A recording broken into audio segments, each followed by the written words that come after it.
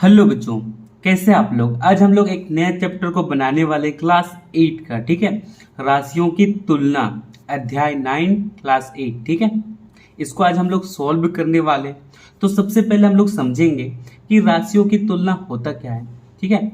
इसके बारे में थोड़ा सा हम लोग बेसिक्स पढ़ लेंगे। उसके बाद इसका जो क्वेश्चन आंसर है उसको सॉल्व करने वाले हैं बच्चों। तो चलिए फटाफट इसका हम लोग सबसे पहले बेसिक्स पढ़ लेते हैं, यानी कि राशियों की तुलना होता क्या है, ठीक है। हम लोग तुलना किस किस से करते हैं, ठीक है, वो हम लोग समझ लेते हैं। उसके बाद इस चैप्टर को स्टार्ट। देखिए बच्चों, क्लास 8 चैप्टर 9 राशियों की तुलना, ठीक है। तो जो हम लोग का जो पहला बेसिक है, सबसे पहले देखिए, दो राशियों की तुलना करने में राशियों की इकाई समान होनी चाहिए, यानी कि जो राशियों की इकाई है वो क्या होनी चाहिए, समान होनी चाहिए। अब हम लोग समझेंगे, जैसे देखिए ये एक आदमी है और ये एक आदमी है, ठीक है। वो लोग एक ही दुकान में क्या करने जाता है, सामान करने जाता है। सपोज डेट वो लोग आलू खरीदता है, क्या खरीदता है, आलू खरीदता है, ठीक है। ये वाला आदमी और ये वाला आदमी। अब यहाँ पर जो ये वाला आदमी है वो 8 केजी आलू खरीदा और ये वाला जो आदमी है वो 2 केजी आलू खरीदा, ठीक है। तो यहाँ पर सबसे पहले देखिए, यहाँ पर साफ साफ लिखा हुआ है केजी, ठीक है, और यहाँ भी साफ साफ लिखा हुआ है केजी। और ये जो केजी है वो क्या होगा, यहाँ पर इकाई होगा। क्या होगा बच्चों, यहाँ पर इकाई होगा, ठीक है। यानी कि यहाँ भी केजी है और यहाँ पर भी केजी है। यानी कि यहाँ पर दो राशि की तुलना जब भी करेंगे तो राशियों के जो इकाई होगा, जो ये जो राशि है इसका जो इकाई होगा, जैसे यहाँ पर केजी है तो इधर भी केजी ही होगा। समझ में आ रहा है। जैसे यहाँ पर देखिए 20 किलोमीटर है, यानी कि किलोमीटर है, तो इधर भी हम लोग का किलोमीटर ही होगा। यहाँ देखिए 5 मीटर है तो यहाँ पर हम लोग का मीटर ही होगा। जब भी दो राशि का तुलना करेंगे, जब भी दो राशि का तुलना करेंगे तो उसका जो यूनिट है, यानी कि जो इकाई है वो क्या होना चाहिए, समान होना चाहिए। तब जाके हम लोग दो राशियों की तुलना कर सकते हैं। समझ में आ रहा है। चलिए, जैसे देखिए यहाँ पर अगर हम लोग यहाँ पर 20 किलोमीटर का तुलना 15 मीटर से करेंगे तो नहीं होगा, ठीक है, क्योंकि देखिए इसका जो इकाई है वो किलोमीटर है, ठीक है, और इसका जो इकाई है वो मीटर है। इससे तो बिल्कुल भी तुलना नहीं होगा। अब दूसरा जो बेसिक है, यहाँ पर क्या बोला गया, दो राशियों की तुलना को अनुपात के रूप में व्यक्त भी कर सकते हैं। जो हम लोग तुलना कर रहे हैं, ये जो तुलना हम लोग कर रहे हैं, जैसे यहाँ पर 8 केजी आलू और यहाँ पर 2 केजी आलू, ठीक है, इसका जो तुलना हम लोग अनुपात में कर सकते हैं, जैसे 8:2, ठीक है। और यहाँ पर 20 किलोमीटर और यहाँ पर 10 किलोमीटर का तुलना कैसे कर सकते हैं, 20 और यहाँ पर 10 किलोमीटर। समझ में आ रहा है, समझ में आया, ठीक है। ये दो बेसिक चीज था, इसको याद रखिएगा। जो इकाई है, ठीक है, जैसे यहाँ पर केजी है तो केजी होगा, यानी कि यूनिट सेम होगा, तभी जाके हम लोग तुलना कर सकते हैं बच्चों, ठीक है। चलिए अब चलते हैं हम लोग चैप्टर में, यानी कि हम लोग का जो है 9.1। तो देखिए बच्चों, प्रश्नावली 9.1, ठीक है, निम्न अनुपात ज्ञात कीजिए बोल रहा है। तो सबसे पहले देखिए 1 नंबर का जो क्वेश्चन है, फुटबॉल खेलने वाले 11 खिलाड़ियों का बैडमिंटन खेलने वाले 4 खिलाड़ियों से अनुपात ज्ञात कीजिए, ठीक है। फुटबॉल खेलने वाले खिलाड़ी 11 हैं और बैडमिंटन खेलने वाले खिलाड़ी कितने हैं, 4 हैं। उसको अनुपात में ज्ञात कर रहे हैं। यहाँ पर बोला गया साफ साफ कि अनुपात ज्ञात कीजिए, ठीक है। तो दोस्तों पहला नंबर का जो क्वेश्चन है, निम्न का अनुपात ज्ञात कीजिए, ठीक है। हम लोग क्या करना है, अनुपात ज्ञात करना है बच्चों। क्या करना है, अनुपात ज्ञात करना है।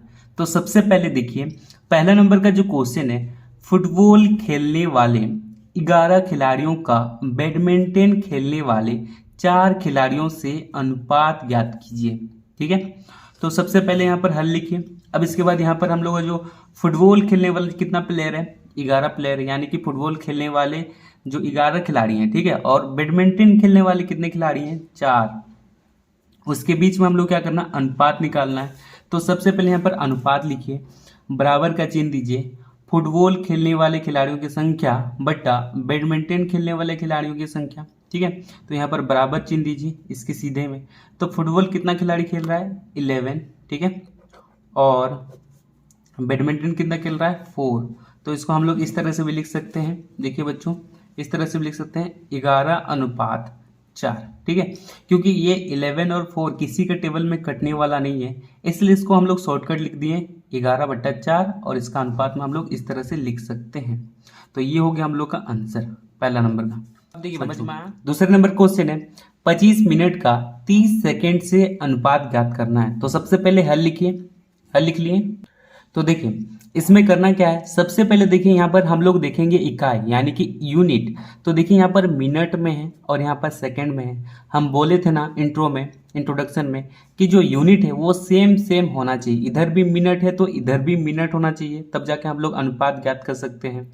इधर भी सेकंड है तो इधर भी सेकंड ही होना चाहिए, देखिए इधर सेकंड है तो इधर भी सेकंड ही होना चाहिए, तब जाके इसका अनुपात हम लोग ज्ञात कर सकते हैं। तो हम लोग क्या करेंगे, सबसे पहले हम लोग यूनिट को चेंज करेंगे। हम लोग जानते हैं कि 1 मिनट में, ठीक है, 1 मिनट में कितना सेकंड होता है बताइए। 1 मिनट में कितना सेकंड होता है, 60 सेकंड होता है। यहाँ पर हम लोग लिखेंगे 60 सेकंड, ठीक है। अब 25 मिनट में, 25 मिनट में कितना सेकंड होगा बताइए। 25 मिनट में यानी कि 25 गुना 60।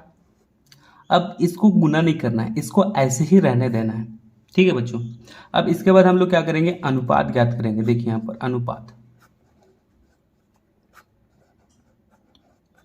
अब इसके बाद देखिए 25 मिनट का हम लोग इतना सेकंड निकाले, यानी कि यहाँ पर हम लोग लिखेंगे 25 गुना 60 और जो बचा 30 इसको हम लोग नीचे में लिख देंगे, ठीक है, ये सेकंड है।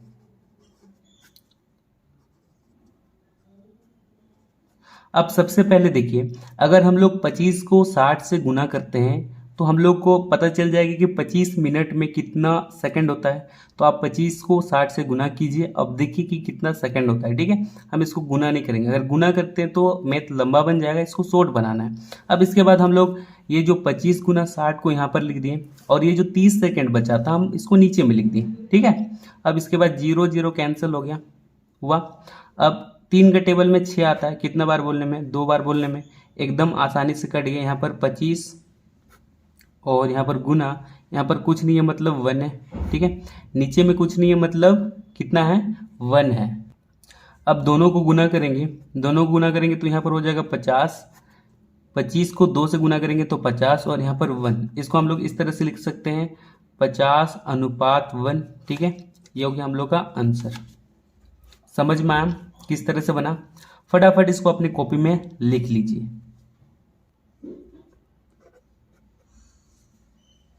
अब देखिए बच्चों, अब तीसरा नंबर क्वेश्चन है 75 पैसे का 2 रुपए से हम लोग को क्या करना है, अनुपात ज्ञात करना है, ठीक है।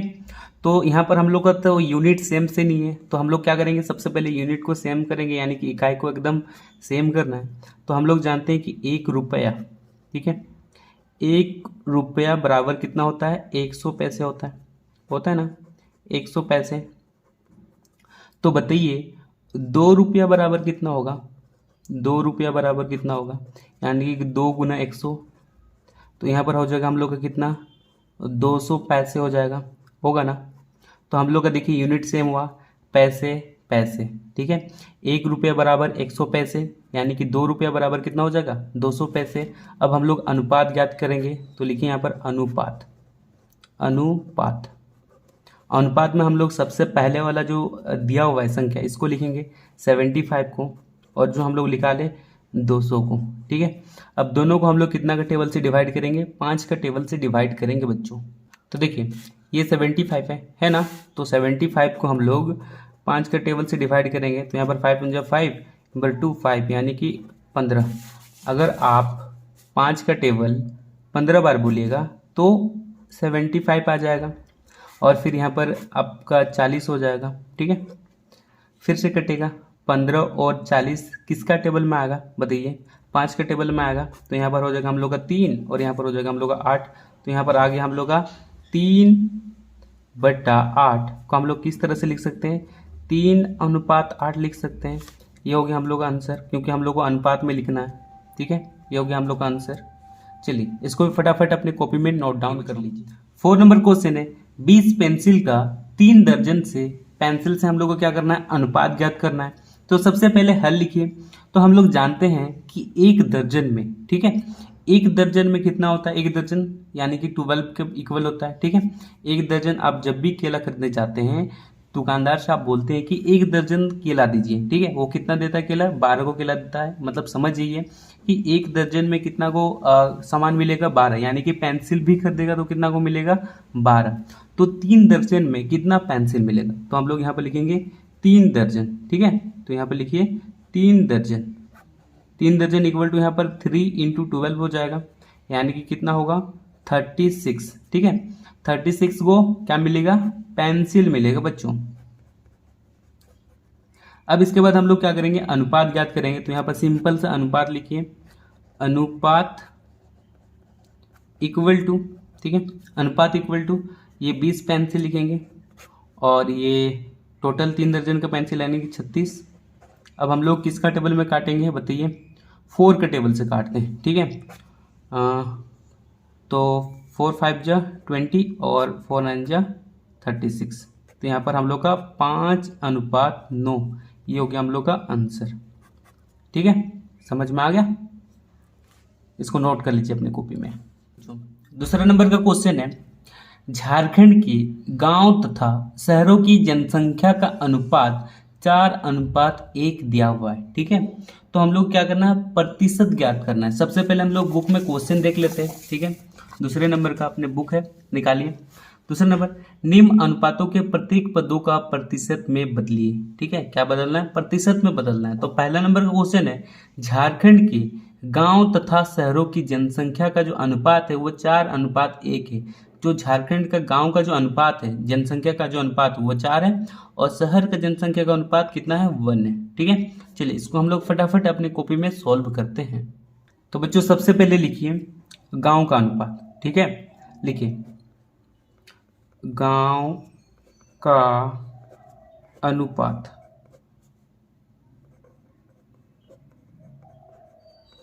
गांव का अनुपात, ठीक है, इक्वल टू दीजिए। गांव का अनुपात कितना है? 4 है। और इसके बाद लिखिए शहर का अनुपात, शहर का अनुपात, शहर का अनुपात लिखिए 1 है। यहां तक समझ में आया? अब इसके बाद करना क्या है? देखिए अब हम लोग क्या करेंगे? इसको और इसको हम लोग क्या करेंगे? जोड़ेंगे, यानी कि कुल अनुपात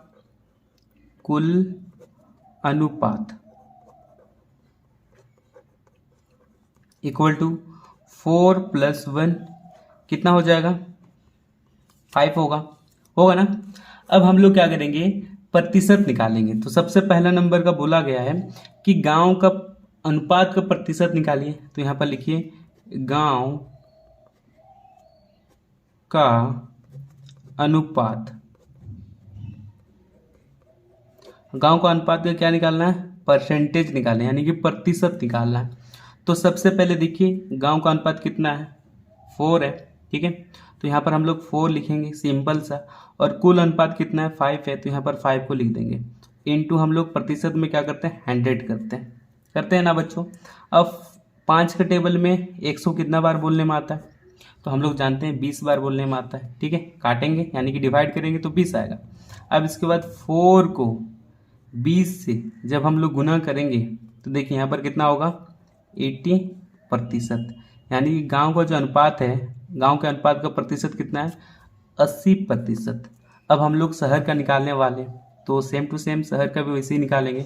तो लिखिए शहर का अनुपात प्रतिशत इक्वल टू 1 लिखेंगे, इसके बाद 5 और यहाँ पर इंटू 100। अब हम लोग काटेंगे तो यहाँ पर 20 को 1 से गुना करेंगे तो 20 ही आएगा। तो हम लोग का 20% हो गया। ये हो गया हम लोग का आंसर, ठीक है। समझ में आया?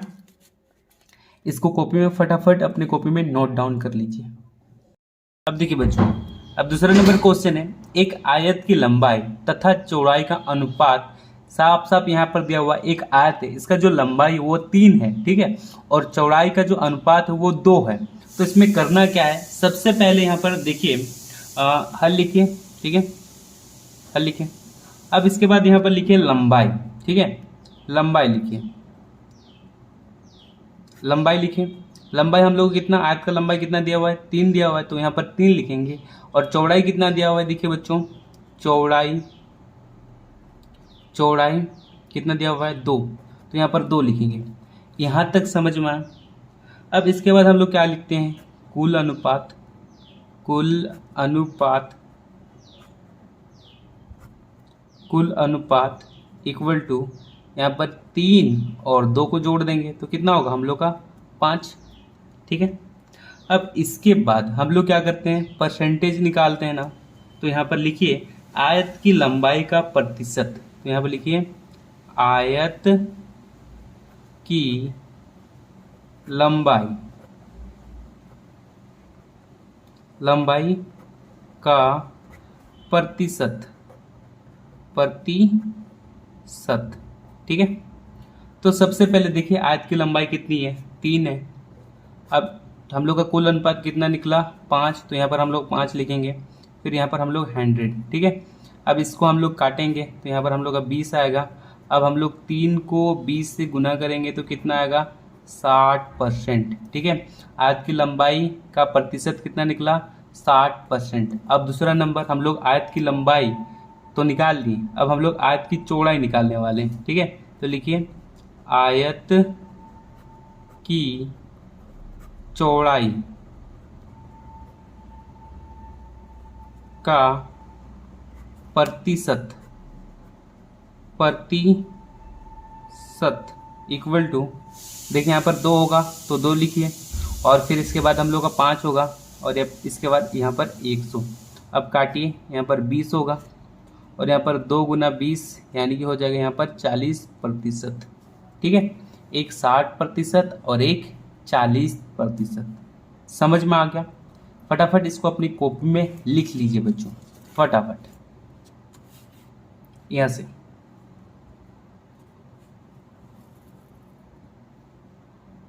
अब देखिए बच्चों, अब तीसरा नंबर का जो क्वेश्चन है, गणित की परीक्षा में पास करने वाले तथा फेल करने वाले संख्याओं का अनुपात। ठीक है। तो यहाँ पर सबसे पहले देखिए कि गणित की परीक्षा में कितने स्टूडेंट, ठीक है, वो फेल किए और कितने स्टूडेंट वो पास किए, वो हम लोग को अनुपात ज्ञात करना है, यानी कि उन लोग का प्रतिशत भी हम लोग को साथ में निकालना है बच्चों।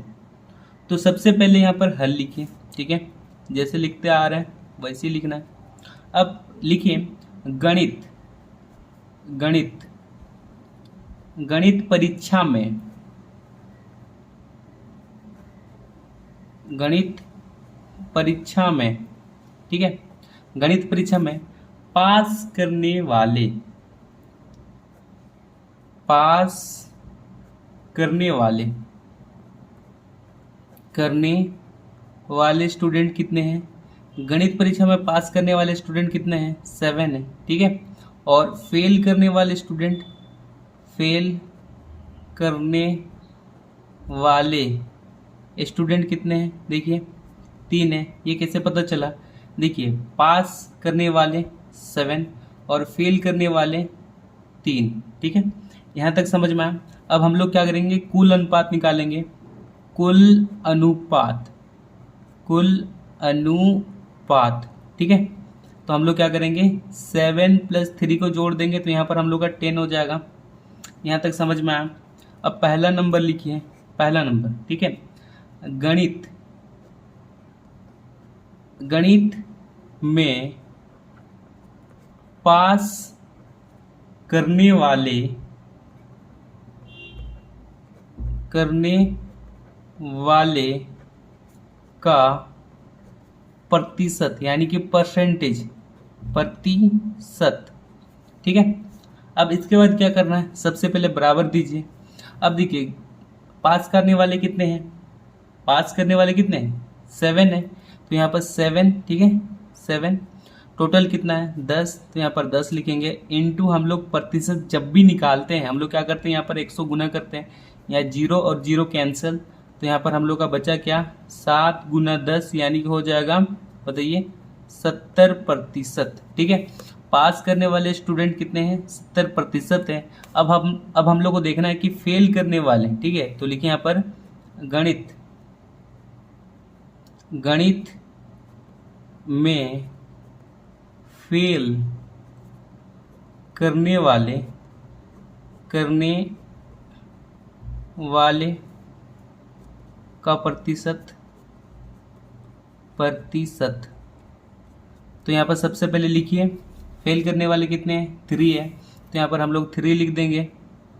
फिर उसके बाद हम लोग नीचे में टोटल 10 लिखेंगे और 100, ठीक है। कटा कटा यानी कि 30% बच्चे, 3 को 10 से गुना करेंगे, 30% बच्चे फेल हुए और 70% बच्चे क्या हुए, पास हुए, ठीक है। इसको फटाफट अपने कॉपी में लिख लीजिए, जिस तरह से हम बनाए हैं लिख लीजिए, ठीक है बच्चों। अब तीसरा नंबर का क्वेश्चन है, 50 आमों के समूह में 60% आम बिल्कुल पके हुए हैं, बिना पके हुए आमों की संख्या ज्ञात कीजिए, ठीक है। तो सबसे पहले यहाँ पर हल लिखिए, और यहाँ पर जो है एक आदमी के पास टोटल कितना आम है, 50 आम है। तो यहाँ पर हम लोग क्या करेंगे, देखिए, तो सबसे पहले लिखिए आमों की कुल संख्या। तो यहाँ पर लिखिए आमों की कुल संख्या कितना है, 50 गो है, ठीक है। टोटल आम कितना गो है, 50 गो है। पके हुए आमों का प्रतिशत, यहाँ पर देखिए 60% आम बिल्कुल पके हुए हैं, तो यहाँ पर लिखेंगे पके हुए आम का प्रतिशत, ठीक है। तो 60% आम क्या हुआ है, पका हुआ है। अब इसके बाद बिना पके हुए आमों की संख्या ज्ञात कीजिए बोल रहा है, ठीक है। तो देखिए 60% में कितना गो आम आएगा, 50 गो टोटल आम है, ठीक है। और 50 गो आम का 60% कितना होगा, तो यहाँ पर लिखिए सबसे पहले इसलिए पके हुए आम इक्वल टू क्या करेंगे, सबसे पहले हम लोग लिखेंगे 50 का 60%, ठीक है। अब देखिए 50 का मतलब होता है गुना 60 और इसका प्रतिशत का मतलब होता है 100। तो 0 और 0 कैंसिल, 0 और 0 कैंसिल, यानी कि हम लोग का हो जाएगा 30, ठीक है। कितना गो आम, 30 गो आम। पके हुए कितना आम है, 30 है आम। अब 50 से 30 को माइनस कर देंगे तो 20 जो है वो बिना पका हुआ आम है। तो सबसे पहले यहाँ पर लिखिए अतः बिना पके हुए आमों की संख्या, बिना पके हुए आमों की संख्या, टोटल आम कितना है, 50 है। 50 में से हम लोग 30 को माइनस कर देंगे तो 20 गो आम नहीं पका हुआ है, ठीक है। ये हो गया हम लोग का आंसर। तो इसको समझिए, सबसे पहले आमों की कुल संख्या कितनी थी, 50, ठीक है। और पके हुए आम का जो प्रतिशत यहाँ पर दिया हुआ था वो 60% दिया हुआ था, ठीक है। अब पके हुए आम, अब हम लोग कितना गो आम पका है हम लोग को तो नहीं पता। आम का जो 60% है उसमें से कितना गो आम पका हुआ है वो हम लोग को नहीं पता। तो हम लोग क्या किए, 50% 50 का हम लोग 60% किए, यानी कि 50 का 60% हम लोग निकालें तो यहाँ पर 50 हुआ, का मतलब गुना हुआ। अब फिर 60% का 100 हुआ, 0 0 कैंसिल, ये 0 से ये 0 कैंसिल हो गया। 5 को 6 से गुना किए तो 30 आया। अब फिर हम लोग को कितना यहाँ पर 30 आ गया। अब पके हुए आम कितने हैं, 30 हैं। अतः हम लोग लिखें बिना पके हुए आमों की संख्या, हम लोग 50 में से 30 को माइनस कर दिए तो 20 गो आम नहीं पका हुआ था बच्चों। ये समझ में आया।